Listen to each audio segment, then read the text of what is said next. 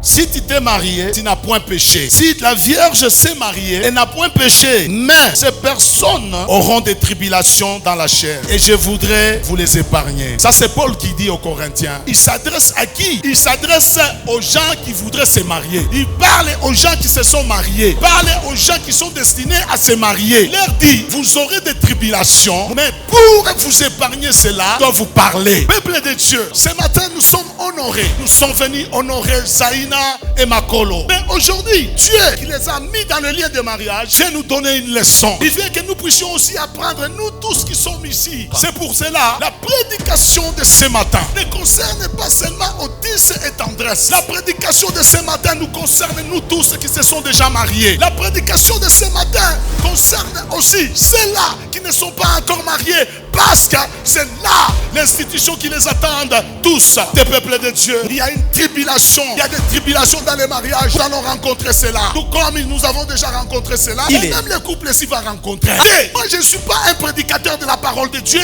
qui dit des choses pour quelque part caresser les gens. Nous sommes dans Genèse chapitre 2 verset 7. J'aime une chose. La Bible dit, Dieu, il a créé l'homme. De la poussière, il a créé l'homme. Et il prend l'homme, il va le placer dans le jardin. Il n'a pas placé alors qu'il était seul. Il a placé quand il avait déjà donné à cet homme une aide semblable. Dire quoi? Et l'homme et la femme, tous se sont retrouvés dans les jardins d'Éden. Les jardins, c'est quoi? C'est le lien de mariage dans lequel Dieu a fait entrer Adam et Ève. C'est là où ils devaient passer leur temps de mariage. Vie conjugale devait avoir lieu dans ces jardins. Mon frère, Tendresse, je voudrais que vous puissiez me suivre très bien. Vous étiez avant dans l'Orient, mais Dieu vous a tiré de l'Orient, vous a fait un jardin mis à part. L'Orient, c'est quoi? Ce sont vos familles respectives.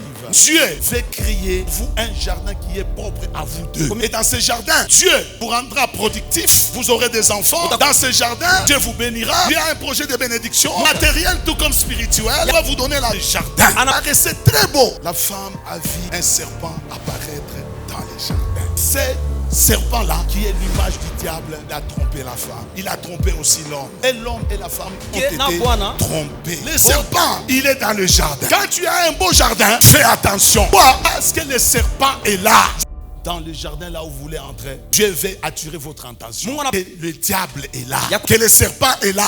Il viendra vous tenter, comme il a déjà tenté plusieurs d'entre nous. Même moi, j'ai été mordu par le serpent dans les mariages. Même ma femme, il a été mordu par le serpent dans les mariages. Ne vous trompez pas, même vos parents qui sont à côté ici, ils ont été déjà mordus dans leur mariage. Tous, nous avons déjà été mordus. Nous sommes derrière là-bas. Qui n'a jamais été mordu, qui lève sa main et qui dit Dieu est menteur. Qui dit cette parole n'est pas vraie. Tous, nous avons été mordus. C'est pourquoi il y a des enfants appartenant à des familles constituées. Pourquoi? Reconstituées. Pourquoi? Papa et maman mordus par des serpents dans leur jardin. Ils se sont séparés. Ma compassion, tous les enfants qui sont les enfants ici des familles divorcées. Compassion à ces enfants-là. N'êtes que victimes des parents qui n'ont pas accepté d'être mordus et de comprendre que cette morsure-là est guérissable. Ils ont oublié cela. Mon frère Otis, fille et tendresse, j'insiste là-dessus. J'insiste, il y a la tribulation dans le mariage. Le serpent est dans le mariage. Avant que je n'aille dans la foule, je vais me dire moi-même, Henri, mon pasteur,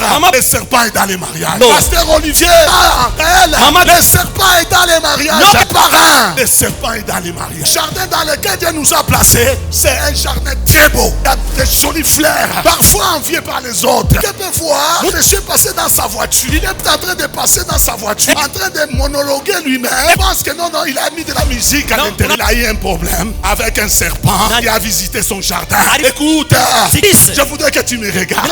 Je voudrais que tu me regardes. Il y a de la tribulation, il y a des problèmes dans ce jardin. Mais tout dépend de la manière dont vous allez vous sauver. Frères et sœurs, je profite de cette occasion que ce couple-ci nous a donné pour vous dire une chose. Moi, Dieu m'a envoyé avec le message du salut, pas le message de la prospérité. Il m'a envoyé avec le message du salut. Il m'a révélé une chose. Beaucoup de gens n'entreront pas dans le royaume des cieux parce que dans leur couple, là, ils ne s'entendent pas. Dans leur couple, là, ils ont des problèmes. Dans leur couple, là, l'infidélité. Dans leur couple, là, l'incompréhension. Tu n'entreras pas dans le royaume des cieux. Il y a des gens qui pensent qu'on est chrétien en vivant bien avec les autres. Vous verrez même les maris. On appelle préso. Il sait donner de l'argent aux autres. Mais à sa femme, il ne sait pas donner de l'argent. Il n'entrera pas dans le royaume des cieux. Donc de cela, frère de l'église arrive, prépare à manger. Prends même des assiettes qui sont en or, que tu n'utilises même pas pour ton mari. Donne. On va pas nos frères là. C'est un péché. Non, d'abord, ôtis ça. Tu ne les respectes pas. Tu n'honores pas. Tu honores les frères, les sœurs de l'église, à ta famille. Problème. Tu n'entreras pas dans le royaume des cieux. Commençons par nous corriger. Moi, j'ai compris cela. À cause de mon jardin. Si je ne mets pas de l'ordre dans mon jardin, je n'aurai pas le royaume des cieux.